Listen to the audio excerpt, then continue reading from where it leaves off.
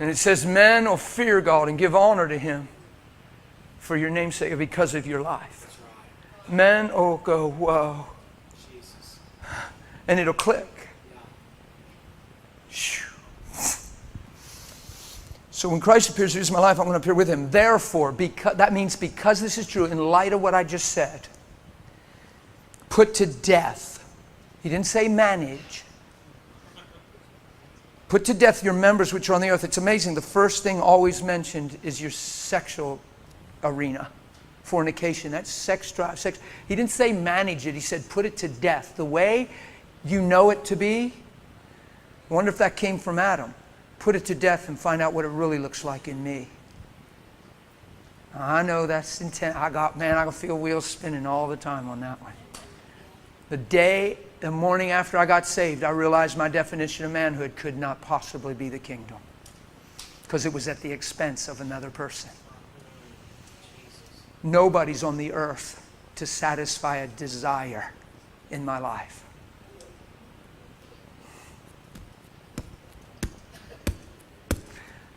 Can I be bold and raw with what I said to the Lord that day when you weren't there, crying and crying and crying? I'm going to be graphic. Don't get offended at me. It was Holy Spirit. He showed me my definition of manhood, that I acquired it from when I found a pornographic magazine at age 11 on an empty loading dock on a Sunday afternoon and went. That's where it started. And then locker rooms and boy conversations and all of a sudden I'm trained and taught by the lie. And now I think I know what a man is. And on that morning after I got saved, I was crying and you weren't there. And I was rocking on my floor. And I said, God, my manhood definition came to the forefront. And I said, God, you couldn't have made me this way. It's completely self-centered and focused. This didn't come from you. This came from the locker room, from the world, from a magazine. I said, there's no way Adam was walking in the garden with an erection and saying, what should I do with this thing? So you made a woman. I said, you have to deliver me. I've been deceived. And I can't even tell you the glory of how God touched me. We probably ought to be willing to put that stuff on the altar and let the fire burn it. I talked to 3 pastors about this in my life intimately, and they all cut me off and said, whoa, stop, you're freaking me out. I love my sex life. Stop. Do you hear what they said? I love my sex life. I wonder if it's not your sex life. I wonder if you have a covenant of love and it's not about your sex life. Okay. You ask Jesus about what I'm saying, because watch this. You don't counterfeit $1 bills. And there's no area on the earth of humanity that's been exploited and perverted more than the one I'm talking about. You will find none that's been exploited, twisted, and on the forefront more than sexuality. That's because there's an incredible valuable holy root and lump there in truth that we failed to seek. So we just wrap Christian language around the world's way.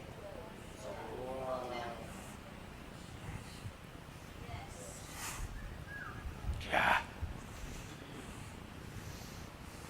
I want something a little deeper than, hey, it's been 3 days, honey, huh?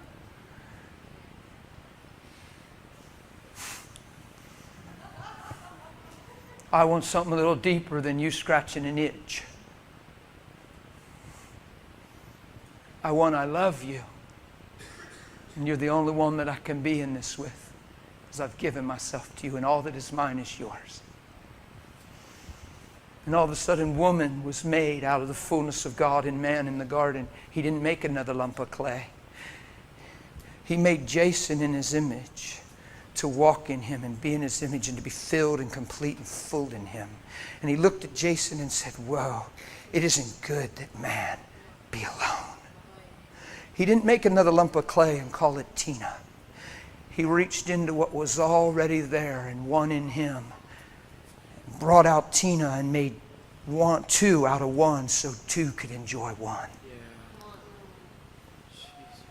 So here's the deal. If Tina's in Jason's life, it ought to be because of the fullness of God in Jason, not the need of Jason.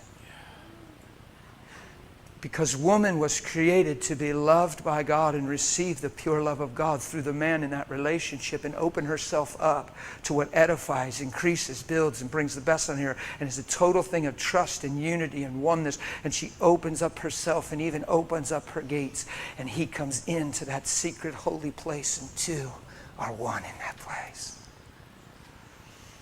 You can find it in Hebrews 10. It's a spiritual thing. You enter into the holy place through the sprinkling of blood and the veil of flesh.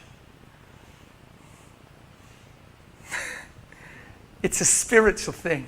He gave you the privilege of experiencing that through covenant intercourse, where man goes into a woman through the veil of her flesh. There's a breaking of a veil. There's a sprinkling of blood. There's blood in the semen. There's blood covenant. The veil doesn't grow back because two have become one. And man goes into woman, into the depth of who she is, into the most intimate place, into the core of the woman, and two are one in that place. Two conceive in that place, and their love is multiplied and fruitful on the earth. We've turned it into one-night stands, sex drive, orgasms. Shame on us. We've wrapped spiritual language around the world, and we're missing the glory of God. I don't need my wife. I love her. And I don't chase her around and drag her by the hair with a club. And it's not, well, your body is not your own. That's obligatory. And it's twisted, and we ought to knock it off.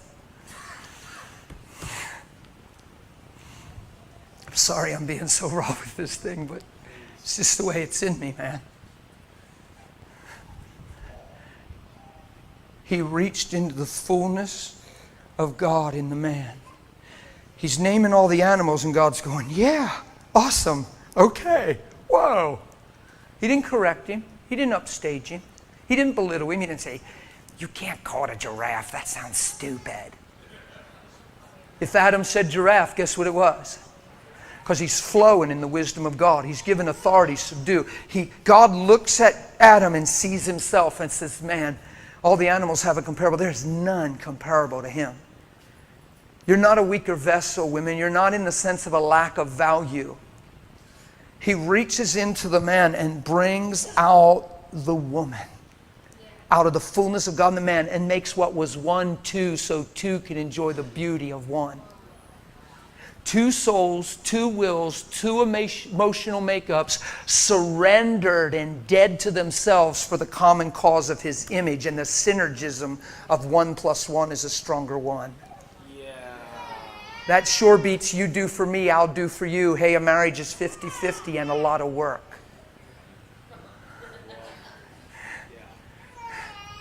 My wife's very liberated knowing she's not under the pressure of breaking my heart and failing me. That's petty to me at this point. Oh my goodness. We think the people that we're closest to can hurt us the most. That's what we say. But they're the people you say I love, and love takes no account of a suffer wrong because it doesn't seek its own. We probably just need them more than we understand love.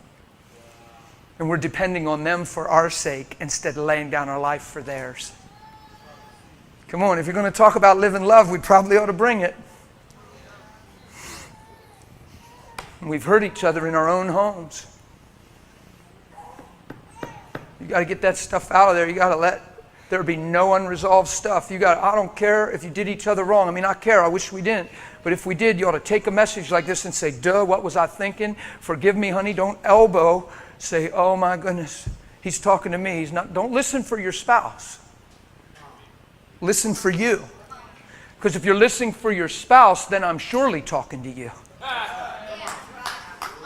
If you're sitting there thinking, boy, I hope she's listening, I hope he's listening, you've missed the whole point.